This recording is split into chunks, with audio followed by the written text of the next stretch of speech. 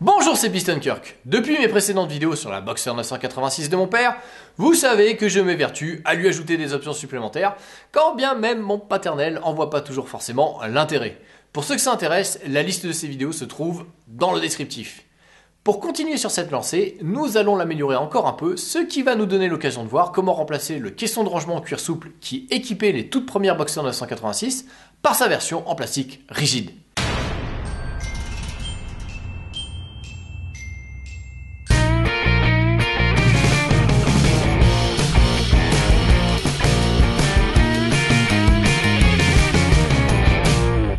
Avant de commencer, il est bon de se demander pourquoi faire un tel changement, ou plutôt c'est quoi les excuses bidons que je me suis trouvé cette fois-ci.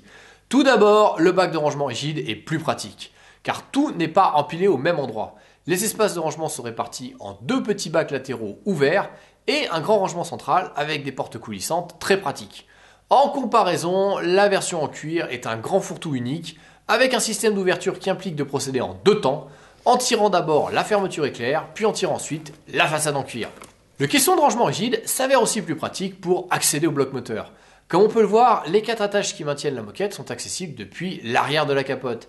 Alors que sur la version en cuir, il faut d'abord rentrer dans l'habitacle, ouvrir la sacoche en cuir pour accéder aux 2 premières attaches, puis ressortir et aller à l'arrière de la capote pour accéder aux 2 suivantes, et enfin retirer une 5e attache qui n'est pas présente sur la version rigide, ce qui va enfin dégager l'accès au bloc moteur. Cela dit, même si le bac rigide est plus pratique, c'est surtout pour des raisons esthétiques que j'ai voulu opérer ce changement. Je trouve la façade avant bien plus classe et que vu de l'arrière, à travers la vitre de la capote, cela fait plus homogène. Car contrairement à la version cuir noir, la version rigide est recouverte de la même moquette beige que le reste de l'habitacle. L'ensemble est donc plus harmonieux. Mais trêve de bavardage, il est temps de l'installer. Pour commencer, on va ouvrir le toit à moitié sans oublier de tapoter la vitre pour qu'elle se plie correctement. À présent, allez sous la capote pour enlever le premier câble qui est retenu par cette attache. Pour la retirer, c'est très simple. Il suffit de tirer dessus, vous n'avez besoin d'aucun outil. Elle est juste clipsée. Renouvelez l'opération de l'autre côté et n'hésitez pas à tirer fort pour l'enlever. Pour finir de dégager la capote, il reste encore 2 clips à enlever. Pour cela, vous devez repousser la tige qui retient l'arrière de la capote. Faites ça à droite, puis à gauche. Une fois que c'est fait, vous pouvez remonter facilement l'arrière de la capote, ce qui va vous permettre d'accéder à la sacoche de rangement en cuir. Pour retirer cette sacoche, il faut d'abord tourner l'attache centrale, puis pousser. Une fois qu'elle est déboîtée, allez dans l'habitacle, baissez le dossier du siège pour vous faciliter l'accès, puis ouvrez à fond la sacoche en cuir pour pouvoir voir l'attache qui est placée complètement sur le côté. Pour l'enlever, relevez la petite poignée, puis tournez et tirez. Renouvelez à présent la même opération à droite, et une fois que cette seconde attache est retirée, plus rien ne retient la pochette en cuir. On va donc pouvoir l'extraire de la voiture.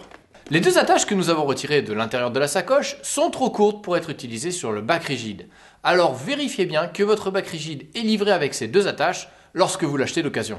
En l'état actuel des choses, nous ne pouvons pas mettre le bac rigide car comme vous pouvez le voir sur ces images, le support de l'attache centrale gêne.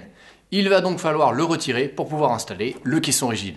On va commencer par enlever la vitre saut devant. Soulevez la poignée tout en poussant la vitre vers l'arrière de la voiture. Maintenant que la vitre est retirée, on a la place de passer les mains pour arracher le revêtement qui recouvre l'arceau de sécurité. Il faut vraiment forcer énormément pour arriver à le retirer, mais rassurez-vous, vous ne casserez rien. Il faut à présent récupérer les 2 bouts de caoutchouc qui ont été arrachés en même temps que le revêtement. Comme ils ne sont pas cassés, on va pouvoir les remettre dans les 2 trous de l'arceau de sécurité, ce qui nous permettra de remboîter le revêtement plus tard.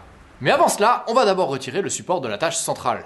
Comme on peut le voir sur ces images, il est rifté. On ne va donc pas avoir le choix, il va falloir utiliser une perceuse avec une mèche à métal pour faire sauter les rivets. On retire le premier, puis le second. Rassurez-vous, le processus est réversible. Si un jour vous voulez remettre la sacoche en cuir, il vous suffira de remplacer les 2 rivets par des vis et le tour est joué. En clair, ça veut aussi dire que si votre voiture est équipée d'origine d'un bac rigide et que pour une raison obscure vous vouliez la remplacer par une sacoche en cuir, c'est tout à fait possible à condition de se procurer l'attache centrale en même temps que la sacoche souple. Voilà, maintenant que l'attache centrale est retirée, il ne nous reste plus qu'à remettre le revêtement en mousse sur l'arceau, ce qui n'a rien de bien difficile, un petit coup sec sur chaque plot suffit à le remboîter. N'oubliez pas de remettre la vitre saut devant, insérez-la d'abord en bas, puis poussez fermement chaque extrémité vers l'avant. Tout est prêt pour que l'on puisse enfin installer le caisson rigide. Plaquez-le contre l'arceau, puis clipsez les 2 attaches latérales. Notons au passage que, même s'il a l'air mieux à tous les niveaux, ce caisson rigide a malgré tout un petit défaut. En effet, la partie centrale n'a pas de fond, Vous êtes donc obligé de la vider avant de retirer le bac, alors que sur la version cuir, on pouvait laisser tous les objets dedans. Soulignons aussi que ce caisson rigide peut représenter un autre avantage pour les mélomanes. En effet, les bacs latéraux peuvent servir à mettre des haut-parleurs supplémentaires pour le transformer en caisson de basse. Peu de gens le savent, mais en réalité, c'est une option prévue par Porsche à l'origine. Quand on prenait l'option Equalizer, on avait en prime des haut-parleurs supplémentaires dans les compartiments latéraux du caisson de rangement. Comme c'est une option extrêmement rare, il est très difficile de trouver ces haut-parleurs d'occasion.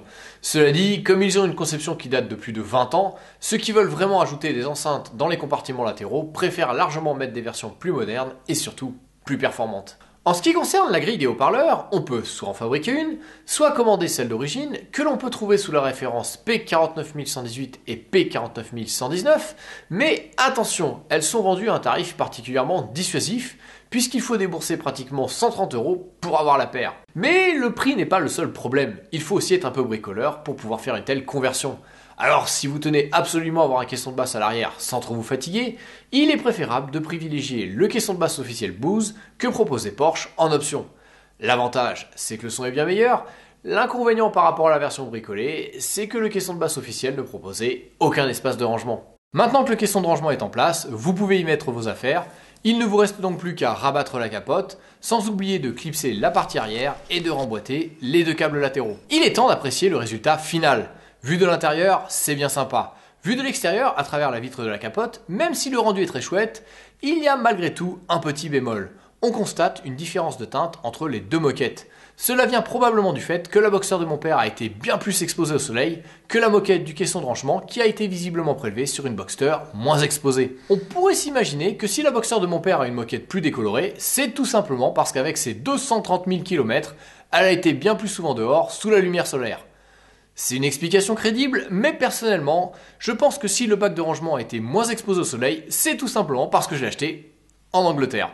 Quoi qu'il en soit, ce léger problème de colorimétrie n'en est pas un à mes yeux. Ce bac s'avère plus esthétique et plus pratique que la sacoche en cuir. En prime, il a le mérite d'ajouter une option de plus à la Boxster de mon père.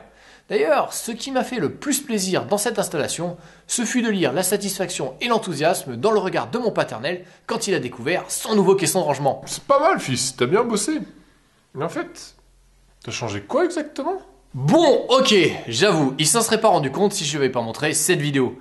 Mais c'est pas grave, moi, j'adore. Allez, à la prochaine.